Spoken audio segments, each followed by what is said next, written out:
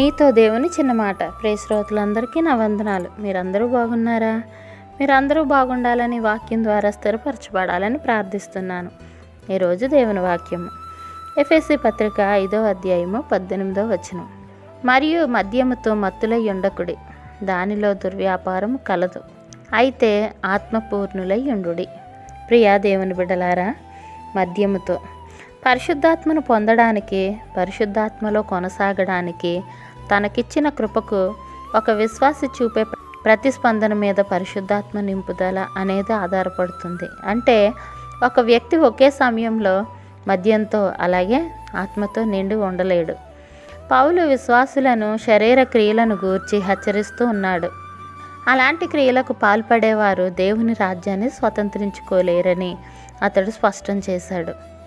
అంతేకాకుండా ఇలాంటి వాటిని చేసేవారు పరిశుద్ధాత్మ నిరంతర సన్నిధిని కానీ సంపూర్ణతను కానీ పొందలేరు. ఇంకో మాటలో చెప్పాలంటే ఆత్మఫలం ఎవరిలో లోపిస్తుందో వారు పరిశుద్ధాత్మ సంపూర్ణతను కోల్పోతారు. అయితే ఆత్మ పూర్ణులై యుండుడి. పూర్ణులై యుండుడి అనే మాటకు గ్రీకు భాషలో నిరంతరం నింపబడుతూ ఉండడం అని అర్థం. ఒక దేవుని బిడ్డ ఆధ్యాత్మిక జీవితం పరిశుద్ధాత్మ నిరంతర నింపుదల ద్వారా ఎప్పటికప్పుడు నూతనమవుతూ ఉండాలి. ఒక క్రైస్తవుడు రక్షణ పొందిన తర్వాత పరిశుద్ధాత్మ బాప్తిస్మం పొందుతాడు. కానీ ఆరాధనకు, పరిచర్యకు, సాక్ష్యం ఇవ్వడానికి మనం సన్నద్ధులం అవ్వాలంటే పరిశుద్ధాత్మ నింపుదలను నిరంతరం పొందుతూ ఉండాలి. ఒక వ్యక్తి నిరంతర నింపుదలను అనుభవించాలి అంటే ఆ వ్యక్తి క్రీస్తు యేసునందలి సజీవ విశ్వాసంలో కొనసాగుతూ ఉండాలి. దేవుని వాక్యంతో నిండిన వాడై ఉండాలి.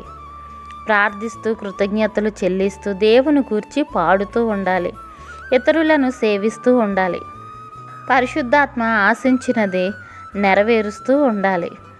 పరిశుద్ధాత్మ నింపుదల ద్వారా వచ్చే అనేక ఫలితాలను ఇక్కడ చెప్పడం జరిగింది. కీర్తనలతో, సంగీతములతో, ఆత్మ సంబంధమైన పాటలతో ప్రభువును గూర్చి పాడడం, కృతజ్ఞతాస్తుతులు చెల్లించడం, ఒకరికొకరు లోబడడం. ఇట్లు మీ సహోదరి భాగ్యం. మరణాత. షలోం. మా ఛానల్ లైక్ చేయండి, షేర్ చేయండి, కామెంట్ చేయండి, సబ్స్క్రైబ్ చేయండి, పక్కనే ఉన్న బెల్ ఐకాన్ క్లిక్ చేయండి. Thanks for watching.